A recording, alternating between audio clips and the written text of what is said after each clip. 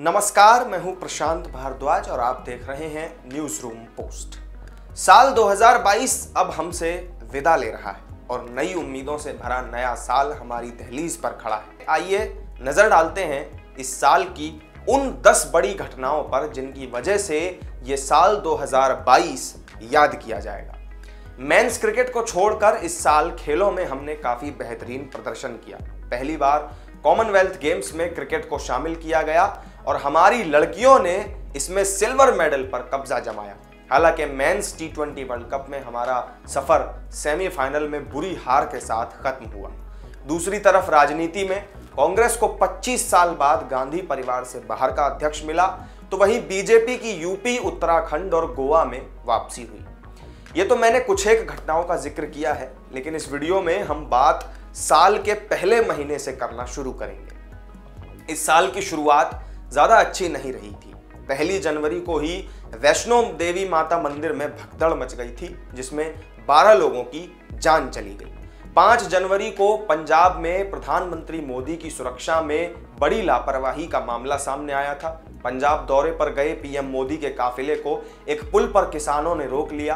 PM Modi यहां करीब आधा घंटा तक फंसे रहे। पीएम मोदी का काफिला जहां फंसा था वहां से पाकिस्तान बॉर्डर महज 20 किलोमीटर की दूरी पर है। इसके अलावा कर्नाटक में हिजाब विवाद अक्टूबर 2021 में शुरू हुआ था, लेकिन इस साल जनवरी में इस मामले ने कुछ ज्यादा ही तूल पकड़ लिया।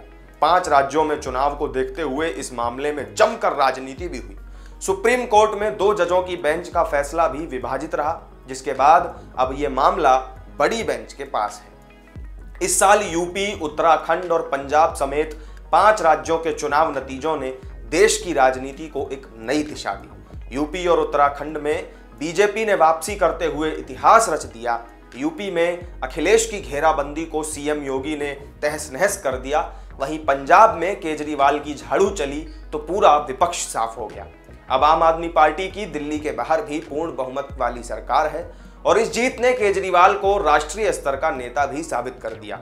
गोवा और मणिपुर में भी बीजेपी की सत्ता में वापसी हुई। इसके अलावा कांग्रेस को तकरीबन 24 साल बाद गांधी परिवार से बाहर का अध्यक्ष भी इस साल मिल गया।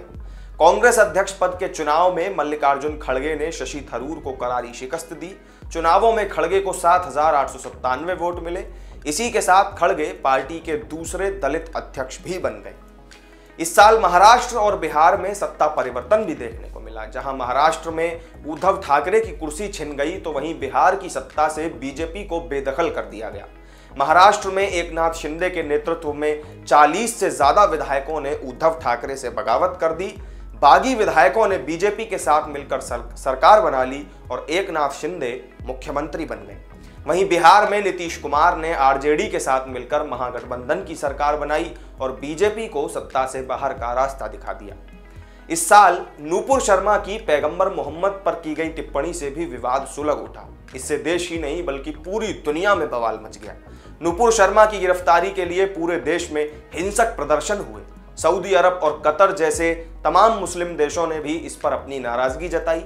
वहीं बीजेपी ने नूपुर शर्मा के विवादित बयान से किनारा करते हुए उन्हें पार्टी से बाहर का रास्ता दिखा दिया।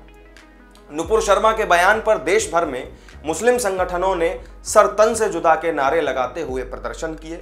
इसी के कुछ दिनों बाद उदयपुर में 2 मुस्लिम युवकों ने हिंदू टेलर कन्हैया लाल की बड़ी बेरहमी से गला रेत कर हत्या कर दी थी। आरोपियों ने इस हत्याकांड का वीडियो बनाकर उसे सोशल मीडिया पर वायरल भी किया था। महाराष्ट्र के अमरावती से भी ऐसी ही एक घटना सामने आई। इन तमाम घटनाओं ने देश में एक डर का माहौल पैदा कर दिया।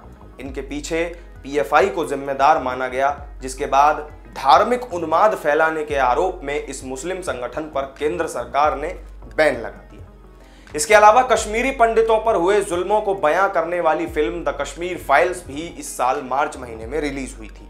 फिल्म को जबरदस्त सफलता मिली। हालांकि इस फिल्म पर विवाद भी बहुत हुआ। विपक्ष समेत एक बड़े वर्ग ने इस फिल्म को प्रोपेगेंडा मूवी बताकर फिल्म के बॉयकॉट की अपील की, लेकिन इसके बावजूद भी फिल्म ने बॉक्स ऑफिस पर सफलता के सारे रिकॉर्ड ध्वस्त कर दिए। अब एक बार फिर से फिल्म पर विवाद शुरू हो चुका है। इस साल कई मशहूर हस्तियां भी हमें छोड़कर चली गईं। इनमें सबसे बड़ा नाम था स्वर कोकिला भारत रत्न लता मंगेशकर का। इसी साल 6 फरवरी को उनका निधन हुआ था।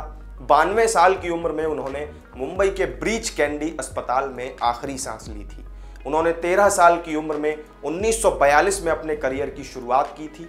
भारत की अलग अलग भाषाओं में 30,000 से भी ज्यादा गाने उन्होंने गाए थे। दिल्ली के मेहरौली में हुए श्रद्धा हत्याकांड ने भी सभी का दिल दहला दिया। श्रद्धा के कत्ल का आरोप उसी के बॉयफ्रेंड आफताब पर लगा।